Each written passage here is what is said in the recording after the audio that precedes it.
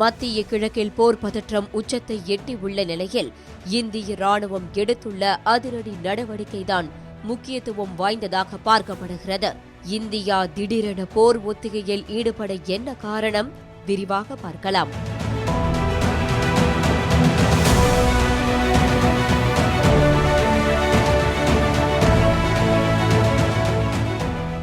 இந்திய விமானப்படையின் வலிமையையும் துல்லியமாக தாக்கும் திறனையும் பறைசாற்றும் விதமாக வாயு சக்தி 2026 பிரம்மாண்ட போர் ஒத்திகை ராஜஸ்தான் மாநிலம் பொக்ரான் களத்தில் நேற்று முன்தினம் நடைபெற்றது.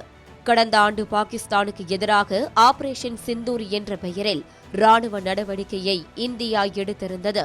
இந்த போர் உத்திகளை அடிப்படையாக கொண்டு வாயு சக்தி 2026 ஒத்திகை வடிவமைக்கப்பட்டிருந்தது.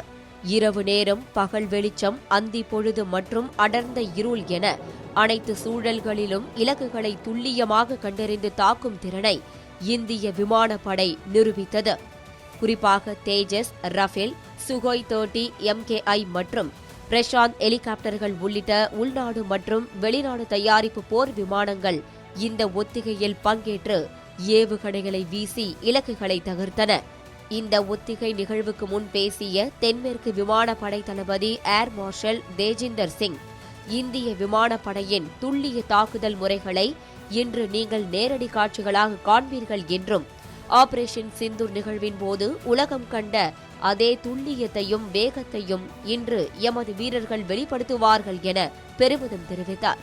மத்திய கிழக்கு பகுதிகளில் போர் பதற்றம் நிலவி வரும் சூழலில் இந்தியாவின் எல்லை பாதுகாப்பை உறுதி செய்யவும் எந்த ஒரு சவாலையும் எதிர்கொள்ள தயாராக இருப்பதை உலகிற்கு உணர்த்தவும் இந்த வாயு சக்தி 2026 ஒத்திகை மிக முக்கியத்துவம் வாய்ந்ததாக பார்க்கப்படுகிறது.